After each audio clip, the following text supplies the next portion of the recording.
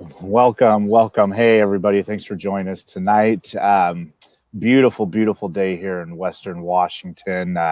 Almost 80 degrees. And I just want to thank you all for taking a few minutes to join this live stream. Again, forgive me. I am not a professional podcaster. This is not something where I'm going to hit you up for Patreon donations.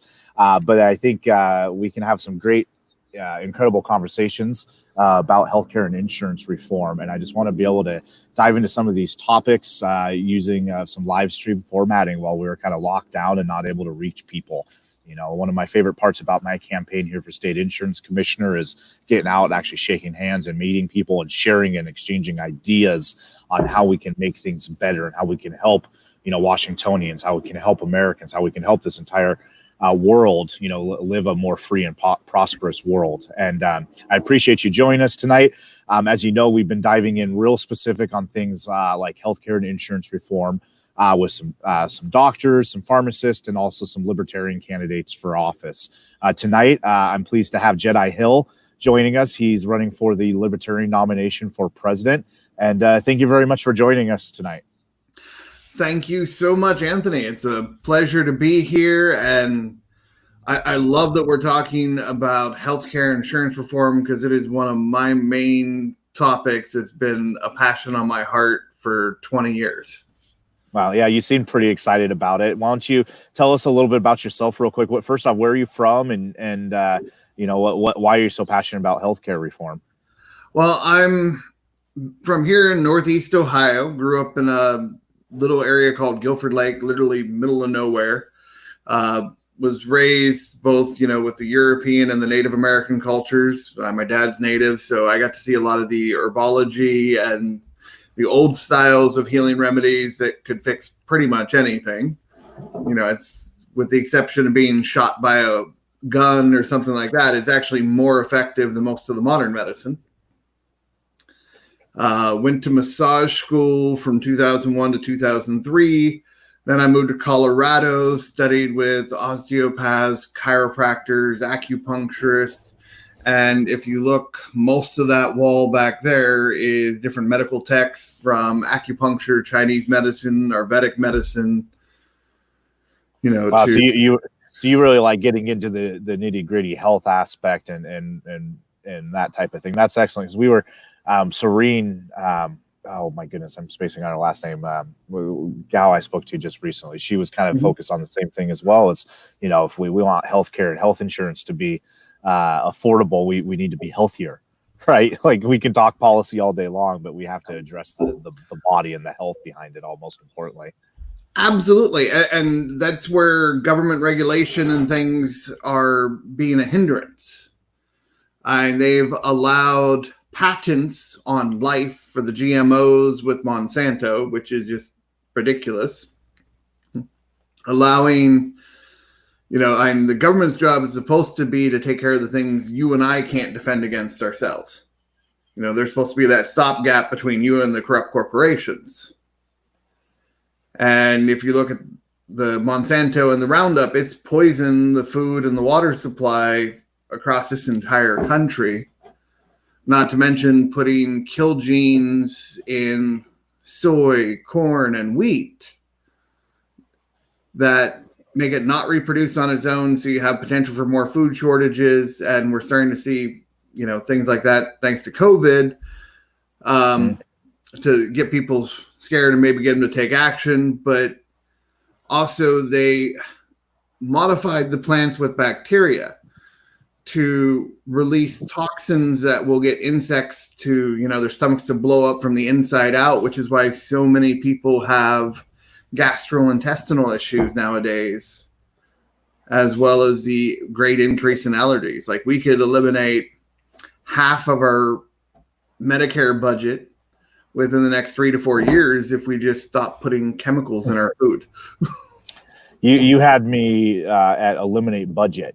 But I think it's important that we talk about policy and then we also talk about health. But the great thing about libertarianism, which is different than maybe the other two parties where, we don't want to force our beliefs on anybody, right? So just the exchanging of ideas of what health could be like and why different ideas could be solutions for certain groups of people, compared to what we have right now with government is basically government healthcare, right? We see a lot of clamoring for more government healthcare, but we already have government healthcare, right? Every level of healthcare is regulated at every step of the way. And that's really, I think you would agree, by design to control the outcomes. What is your thoughts when it comes to healthcare and like pharmacist lobbying, and the medical device lobby, and how the system is being controlled by regulations right now? Well, if you look at the number of executives from the pharmaceutical companies that are serving on the boards and the FDA and all these different things, it's just absolutely ridiculous.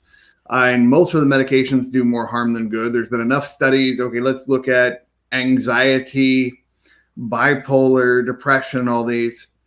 It's already been proven, and you can Google your research studies, that you can treat it better with nutritional supplementation, like the isotonics I'm taking right now, which this one's actually turned down with tryptophan, which is what's in turkeys to help you sleep and relax at night for after this call. Big day doing an inspection on some real estate tomorrow. You can improve it with food. You can improve it with exercise. If you want to boost your immune system, the things the government's trying to stop you doing with the tyranny right now, going out, getting some sunshine, fresh water, for swimming, beaches, things like that. This is actually boosts your immune system, reduces your stress. Yep. So you're less likely to get it. And I'm sorry, I know the virus is real. I've read enough on the different researches about it.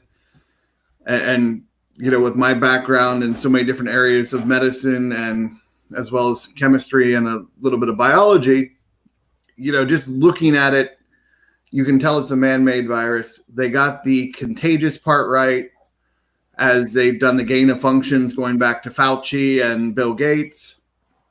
But luckily, the lethality stuck right around the general common cold and flu that it is. And studies out of Stanford showing it's between 0.1 to 0.2%. And it might even end up lower. And I knew it was going to be low as soon as they started saying the majority of people are asymptomatic, which means it's such a weak virus. Most people aren't even affected unless you're somebody that would die from the common cold or flu anyways. I think the important thing to touch on here from a libertarian perspective is the restriction on solutions at this point.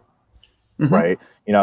Tell me what you're seeing as some of the symptoms of the issues that maybe libertarians have been talking about fixing for decades now. Well, this is straight up martial law that they're calling a national emergency, taking away your religious freedoms, your right to assemble, your right to do business and private contract. They're violating what? The 1st, the 4th, the 5th? Mm-hmm. The 10th, the 14th, and a couple others. They're arresting people without due process. They basically just lit the Constitution and Bill of Rights on fire. And I am really looking forward to the majority of governors getting sued, maybe even put up on charges for treason. There's definitely going to be a lot of court cases here and new precedents being set. And I think that's a huge angle that's being played right now. I think they're definitely testing to see what they can get away with, both legally and societally. Mm-hmm. Is that a word, societally? Did I just make a word up? Well, I don't even know if that's a word. Anyways, you know what I'm saying. They're seeing what people push back against. They're using the mainstream media to brainwash people, elicit the fear response. And if you understand biology and neuroscience, which I talk about in my book, Alchemy the Master's Path, when you're in a state of fear and panic, you're shutting off the frontal lobes of your brain and your higher brain function. So you've taken people down to a mob mentality where you can just direct them like puppets. And it's really sad and really scary, the level of proficiency they have gotten to with this. And if we don't stick up for our rights now, in 1984, will seem like a picnic. Google and Apple for the tech side, because I've been dealing with computers since the late 80s when it was DOS. And, the internet was first starting with the AOL for you old fuddy-duddies, the world's favorite busy signal. Google and Microsoft are working together to show databases tracking your phones and movements and create it so, say, me and Anthony were in the same room, it's going to track that we're in the same room.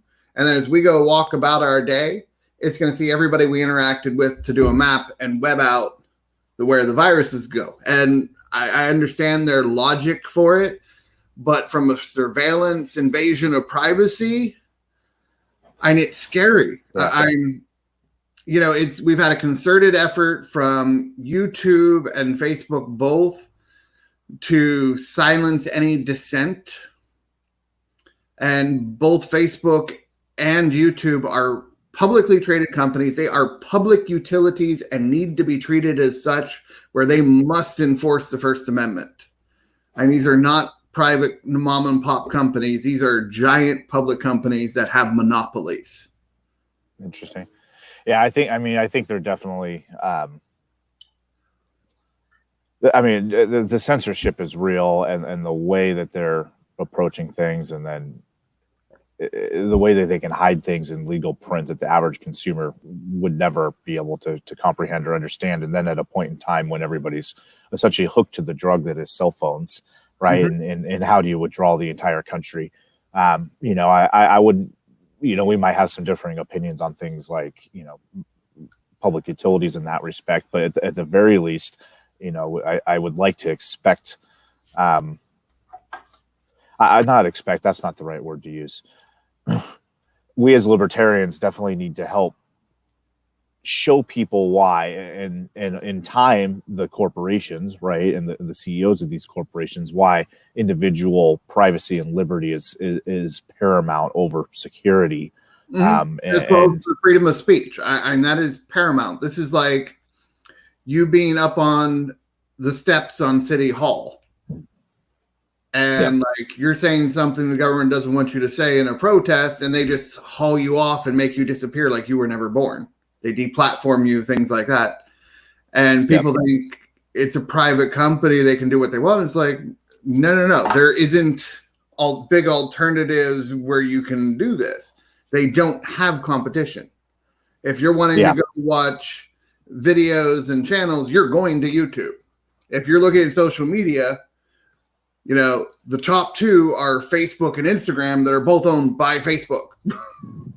And they own, and you have 3 billion people between the two of them. And that's almost half the world's population is there. And they're literally doing the memory holes from 1984. People with millions of followers, boom, their profiles are gone overnight. And this is where we centralized our social media ourselves in the free market, unfortunately. And we definitely need to start looking outside of that and creating new resources. I know there's a couple other platforms popping up, but, self-admittedly, I haven't even had time to scoot over to those. But let's go and circle back here to your race for Libertarian nomination for president, and specifically the topic of healthcare. What do you think the role of the federal government is when it comes to healthcare and health insurance? Well, we need to get them out of the medical field as much as possible. Like, I personally would love to see the deregulation of the medical field. And I'm more an integrative medicine. And for those who don't, that's utilizing both the modern medicine and some of their diagnostic tools, as well as the ancient or traditional medicine that's been around for thousands of years. And herbs, vitamins are all suppressed by the FDA, so the pharmaceutical companies can maintain their monopolies. I'll use one drug, and specifically that insulin, for type 2 diabetes. If you want to buy it in Canada, you're looking at $9 for a month's supply. Here in the US, it averages $360 to $400 with insurance. Yep. And the reason for that is the pharmaceutical companies have lobbied Congress and things to pass laws to give them exclusivity to create legal monopolies and also prevent us from shipping in drugs from other countries, preventing the free trade. So yeah, things like shipping in medication from Mexico. I just ordered, not by ordered, I use that word loosely. I just ordered inhalers from a friend that was in Mexico who brought them back up on vacation. I'm paying, like an eighth of the price. And that includes the shipping. The contacts I'm wearing right now, I ordered from the UK. Yep. Because they want you to get a new prescription every year in the US. And I'm sorry, my prescription stayed the same for almost 20 years.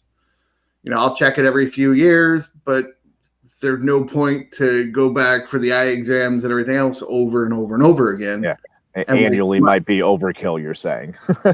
Well, exactly. This is where the deregulation, if you notice when you're wearing glasses, okay, it's getting a little bit harder to see. I was like, okay, I need to go get my eyes checked again. But if you deregulate it, the prices are going to be cheaper, so people actually go to it.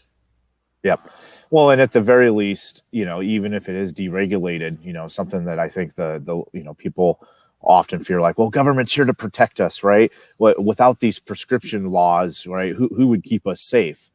And nothing is stopping somebody from going and getting a new prescription every year. When libertarians talk about removing prescription laws, which I think we should absolutely do to immediately reduce the cost of care, increase the accessibility of medical care, and further innovate in a country here in the United States that's frankly fallen behind in so many ways when it comes to medical innovation. Anything outside of really, emergent care at this point hasn't really grown. But if we get these regulations such as, prescription laws out of the way, if you want to go to get your prescription checked every other week, you can go get it checked every other week. You can do it once every 10 years. It's up to you. And you have the freedom to do what brings you joy in your life or what you think is necessary to keep yourself healthy. Well, if we look at India, for instance, and several other countries through Asia, you can buy things like penicillin and, not just your aspirin and all kinds of other little basic drugs that you have to go to the doctor and pay these extra fees for. And they're not abused in the other countries like things get abused here. It's just ridiculous. And we have sick care, not health care. And Otto Warburg back in 1931 got a Nobel Prize for finding the cause and thus cure of cancer being the acidic environment in the body. And the best kept secret in medicine is if you give the body what it needs under the right conditions, it will fix itself. And when I was living in Colorado, they were treating cancer patients in Aspen, Colorado, which is a billionaire town, the richest, you got princes from Saudi Arabia to your Hollywood people and just rich people everywhere. And they would treat cancer patients with hyperbaric oxygen chambers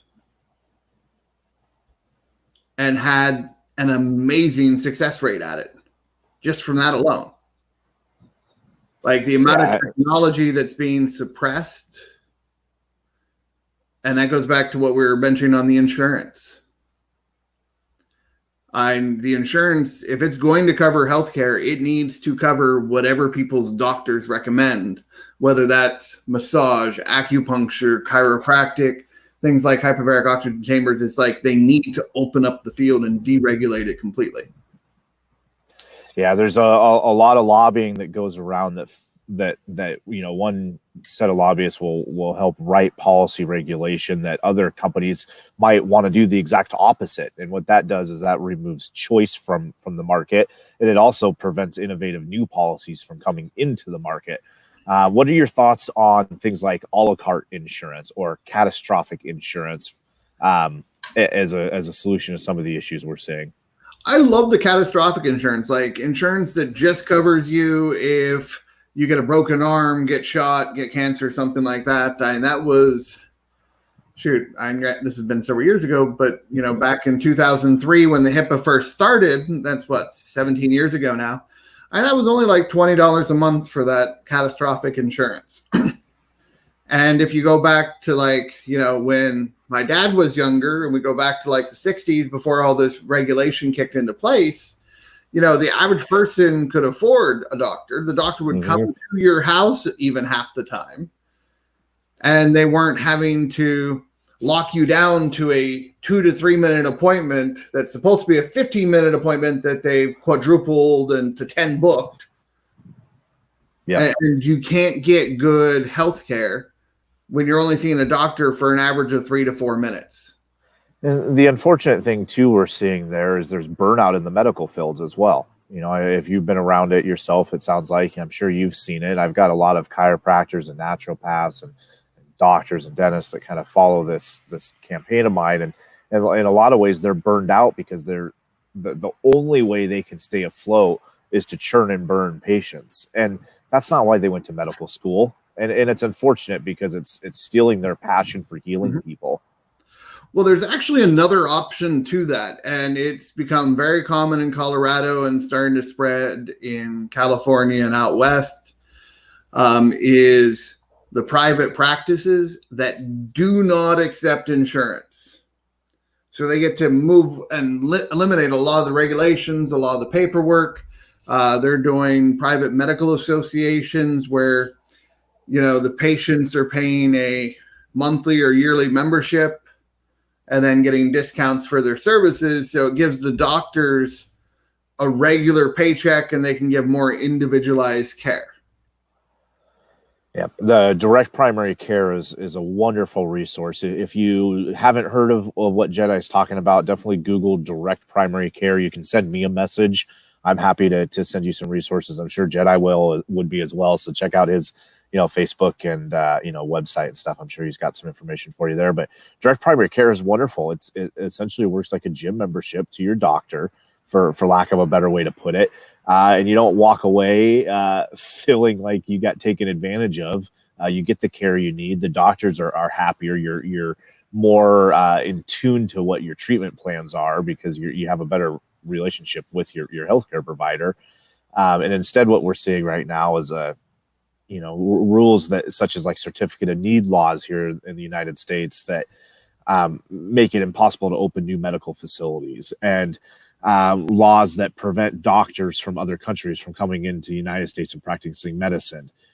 Touch on that a little bit and kind of how you feel like the system is being restricted in that respect. It's ridiculous. You can actually start Googling and looking into how many holistic health practitioners have been vanished or murdered in the last few years as they've been treating different things. I knew doctors that were working on cancer patients out in Cali. Oh God, this was back in the early 2000s, and they had to flee to Mexico because they were scared for their lives, getting death threats from government and such. Oh goodness. Yeah, and it's really ridiculous. They're suppressing stem cells. Government's here to protect us, though, I thought. I'm sorry. The United States government is the largest terrorist organization in the world. The CIA has been directly the cause of ISIS and countless other things. You go to Afghanistan, start talking to your different soldiers. They are guarding the opium fields for the pharmaceutical companies. When I lived in Colorado, people would buy their cocaine from the FBI. When you see the level of corruption in government, and that's why I avoided a lot of politics until fairly recently. But it's because good men like us have avoided politics for so long that we have such corrupt people in politics because nobody wants to get their hands dirty. They don't want to deal with the mud being slung at them. And it's like, I'm sorry, it is time for us good men to step up, because if we don't, how are we going to look our children and our grandchildren in the face when, United States makes communist China look like a paradise? I think that's absolutely important. And I want to encourage people that, it's not even always about running for office, although that's an excellent thing to do, I believe. Even just being more involved in your community, city council meetings or county council meetings, or you don't even have to go a lot of times. You can download them, right? You can watch them online. If you start making time and being a little bit more involved, you'll start seeing the truth of what's going on behind the scenes that, so many folks like Jedidiah and myself have just, really just, you open the book and you start reading, right? And you're like, oh, okay, yeah, now I see what's going on. And when you do that and you allow yourself to be engaged in what's controlling your life, which is government's controlling your life in pretty much every single facet known to man, especially healthcare, which is, I do not believe by accident. But if you get involved and you start showing up and going to these meetings or helping candidates that you do support, that's how we can accomplish the change that's going to make lives better, that's going to make lives freer, that's going to allow for a more prosperous and free society that's coexisting peacefully with one another. Whereas what we have today is, government pitting us against each other, left versus right versus left. And, wear a mask, don't wear a mask, right, is all of a sudden the new one. And we have to stop that. We just need to get more involved in our local communities and the daily lives of the politicians that directly affect us in our own local governments. Okay, the mask one. Okay, let's just, like, the reason a doctor wears it is not for their protection, but to keep them from like spewing, mucus and stuff out of their mouths onto the patient on the operating table. But they're only designed for up to bacteria. Viruses pass right through it. They're basically worthless. But if you want to wear a mask, it makes you feel better, go for it. That's the whole idea of freedom and liberty. And liberties, because I'm big on education, because people being self-educated is the only way we're going to get anywhere. And liberty, the majority of the population does not even understand the definition of the word. It doesn't just mean being able to do what you want when you want to do it. It's having the resources to do what you want when you want to do it. Like your right to liberties, you have the right to earn it, not that it's just given to you. You got to put the work in for it. So, right now we are in the biggest shift of wealth in human history. The middle class is gone. We are at 30-something million people just now in unemployment in the last few weeks. Actually, about 15%. It was closer to 20 when I was looking here at some of the articles earlier today. Wow. And that's just the people getting unemployment. That's not counting all the gig workers and that couldn't get it. Gets us closer to 50 million, which is 1 in 3 people.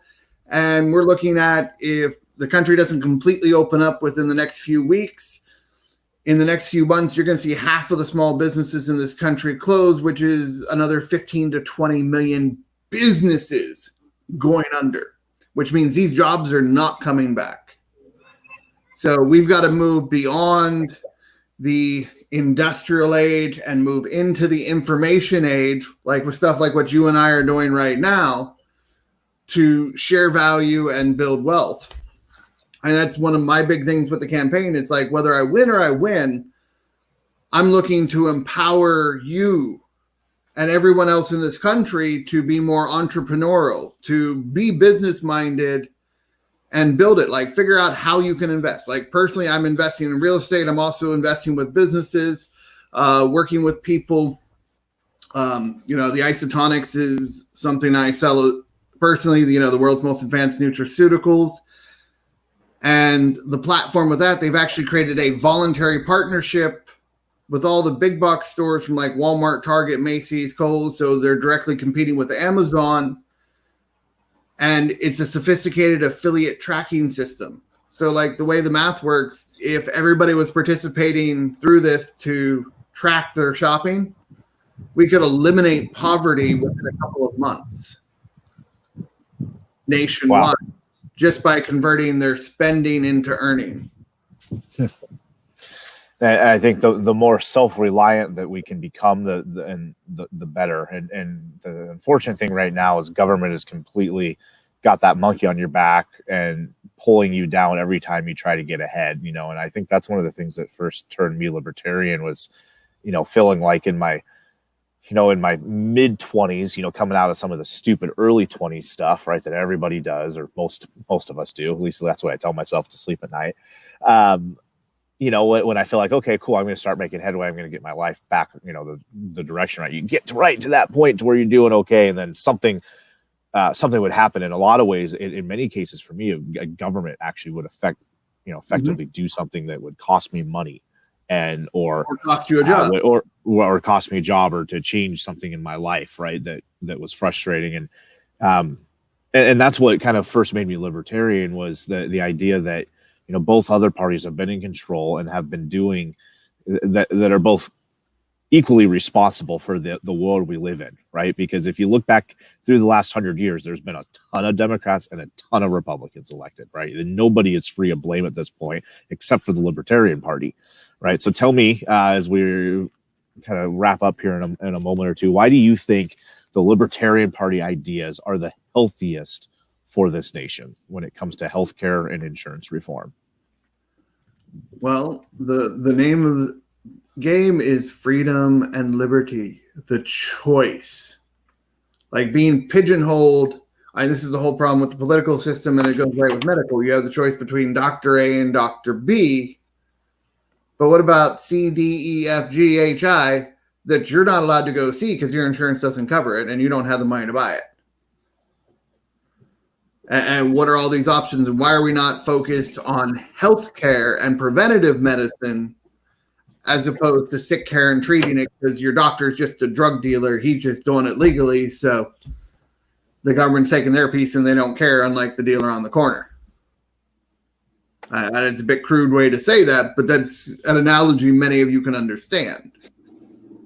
Yeah, I think that resonates with a lot of people that would be tuning into this feed.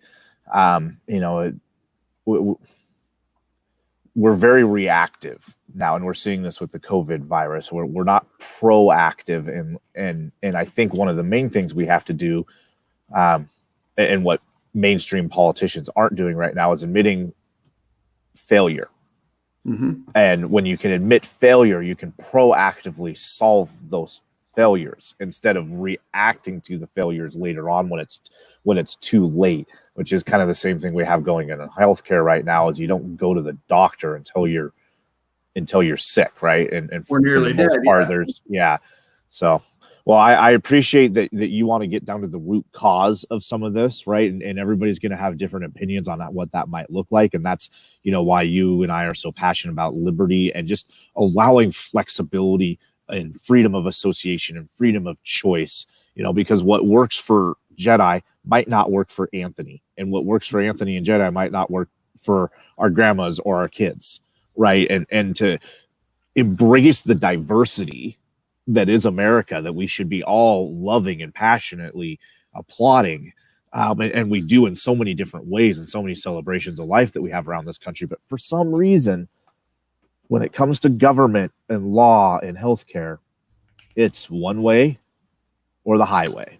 Mm-hmm. It's get in line and do it our way, or you don't get the freedom to live your life the way you see fit. And that is completely true for poor people, and poor is passing over opportunities repeatedly. Because there's also rich care. Like if you look at people like Robert Kiyosaki, good friends with Donald Trump, into the real estate biz, him to go see his doctor is $5,000 a visit. And he gets things like stem cells, and he looks younger now than he did 20 years ago. And this is where the gap, and we've got to get people to take self-reliant, take self-responsibility. Great book for y'all to read by Bruce Lipton, The Biology of Belief. He's one of the founders of epigenetics. He was a cellular biologist and showed how the environment can actually turn on and off different genes. And this was research done back in the 70s. That's why I use the isotonics, because they actually have gene snip programs where using specific vitamins and minerals, you can turn on and off different genes, which is it's fascinating where the research is going and what we can do. I'm just even being the moods. Like, this is where you got to take self-responsibility, focus, do your breath work and things. And your yoga, your tree huggers had it right. They just didn't know why. Being angry for a mere 1 to 2 minutes will cut your immune system response in half for the next 6 to 8 hours. Same way with the fear. When you're kicking yourself into that fight or flight response, you're cutting your immune system in half. Huh, I didn't know that. But the flip side, a solid 1 minute of laughter will double your immune system response for the next 24 hours. So the media is hyped with all this medical coronavirus stuff. They, just from their fear mongering alone, have increased the number of cases sick by probably a factor of 5 to 10 fold by lowering people's immune systems, keeping them in a fear state. So what you're saying is our Netflix and chill time should be on rom-coms and stand-up comedy, and that'll keep us healthier. it actually totally is. Like with my honey and me, and she's, likes to go travel, and we still go hiking and we go out and do things because we work from home anyways before all this. But she can't go shopping and stuff, which is kind of stressful. So like I finally got, after 20 years of not having TV, I finally got a Netflix and Disney Plus subscription. Nice. Disney Plus, love it. We almost exclusively will either just watch Disney or a comedy in the evening to wind down after the workday. And it's got the upside of boosting your immune system. That's awesome. I didn't know that. Yeah. Well, Jedi, give it a try. And, outside of diet, exercise, and nutritional supplementation, learning how to discipline your moods the best way. You can actually download my book for free. That'll give you all the tools from cutting edge neuroscience, psychology to ancient cultures around the world at alchemythemasterspath.com. Download the book for free. Because I'm about education so we all win and we can break the brainwashing and the slavery through personal empowerment. Awesome. Well, I appreciate you joining us here this evening. Go ahead and wrap up. Some of the audience listening today or that might see this in the coming days might be delegates to the national conventions. As I told everybody at the beginning of the live stream here, you are running for Libertarian candidate for presidency. You have the floor for a second. Go ahead and make your pitch to the Washington delegates and why you should be the nominee. Well, I'm the one that's going to help bring freedom. And whether I win, I'm still here with the party no matter what to help build the prosperity of the delegates of the Libertarian Party so we can lead by example. Like the more we become entrepreneurs, the more we lead by example, people will start taking us seriously. Let's stop just being keyboard warriors. Like I'm personally investing in real estate and I will share my knowledge with the party as well as other things to where we can end poverty and do it all through a volunteer, basis, no forcing, no government regulation. And we just improve. And as we grow, we'll have more money we can donate to the party and everybody wins. So we can create a country where we all win. Feel free to send me a message on Facebook, Jedi Hill, or my other page, Jedi for USA. Excellent. Well, I wish you the best of luck in the nomination. And, I commend folks that are willing to, put their life out there because running for office is a way to serve the people around you. And I appreciate you being willing to step up for that. So good luck to you in the next coming weeks. Whenever convention ends up being, I wait on pins and needles. I had my plane ticket bought and was looking forward to it. So we'll see. But I appreciate everybody joining us here this evening. We are going to take a couple of days off here as I will be traveling once again here on the campaign trail. And we will have a couple more live streams coming at you next week. But in the meantime, I didn't hit you up for Patreon, but I will hit you up to go to my website store, buy yourself a beer koozie, get yourself a bracelet, get yourself a pocket constitution, a yard sign, or a t-shirt. Let's help move this Be Free movement forward. Get me elected in November. Go get yourself some cool swag at anthonywelty.com. And I just wish you all peace and prosperity in your life this evening. God bless and be free. Thank you. Blessings, everybody.